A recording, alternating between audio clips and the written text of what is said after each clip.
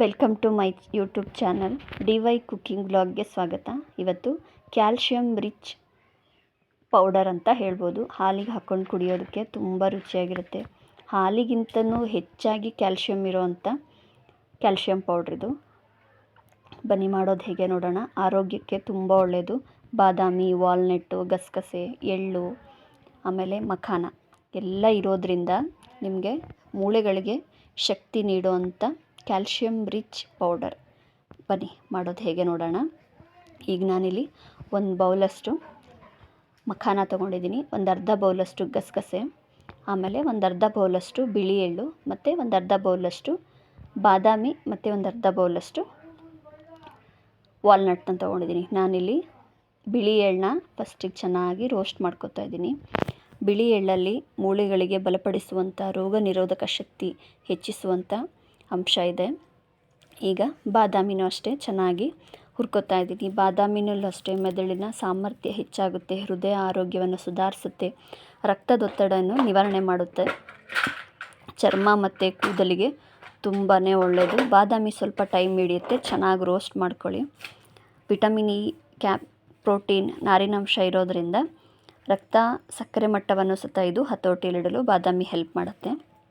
ಇದನ್ನೀಗ ಚೆನ್ನಾಗಿ ಈ ರೀತಿ ಹುರ್ಕೊಂಡು ಒಂದು ಬೌಲಿಗೆ ಎತ್ತಿಟ್ಕೊಳ್ಳೋಣ. ಈಗ ಗಸಗಸೆನ ಹಾಕೋತಾ ಇದ್ದೀನಿ. ಗಸಗಸೆನಲ್ಲೂ ಅಷ್ಟೇ ಜೀರ್ಣಕ್ರಿಯೆ ಸುಧಾರಿಸುವಂಥ, ದೇಹಕ್ಕೆ ತಂಪು ನೀಡುವಂಥ ಪ್ರಮುಖ ಆರೋಗ್ಯ ಪ್ರಯೋಜನಗಳನ್ನು ಹೊಂದಿದೆ. ಇದನ್ನು ರೀತಿ ರೋಸ್ಟ್ ಮಾಡ್ಕೊಂಡು ಎತ್ತಿಟ್ಕೊಂಡು, ಮಖಾನ ಸ್ವಲ್ಪ ಟೈಮ್ ಹಿಡಿಯುತ್ತೆ. ನಾನಿಲ್ಲಿ ಎಲ್ಲದನ್ನು ಡ್ರೈ ರೋಸ್ಟ್ ಮಾಡ್ಕೋತಾ ಇದ್ದೀನಿ. ತುಪ್ಪ ಅಥವಾ ಎಣ್ಣೆ ಏನನ್ನೂ ಹಾಕ್ಕೋತಾ ಇಲ್ಲ. ಈ ರೀತಿ ಮಖಾನದಲ್ಲೂ ಸಹ ತೂಕ ನಿಯಂತ್ರಣ, ಮಧುಮೇಹ, ಉತ್ತಮ ಜೀರ್ಣಕ್ರಿಯೆ, ಪ್ರೋಟೀನ್, ನಾರಿನಾಂಶ, ಫೈಬರ್, ಆ್ಯಂಟಿ ಆಕ್ಸಿಡೆಂಟ್ಗಳು ಇರೋದರಿಂದ ಕ್ಯಾಲೋರೀಸು ತುಂಬ ಒಳ್ಳೆಯದು. ಇದನ್ನು ಸಹ ಎತ್ತಿಟ್ಕೋತಾ ಇದ್ದೀನಿ. ಈಗ ವಾಲ್ನಟ್ನ ಹಾಕೋತಾ ಇದ್ದೀನಿ.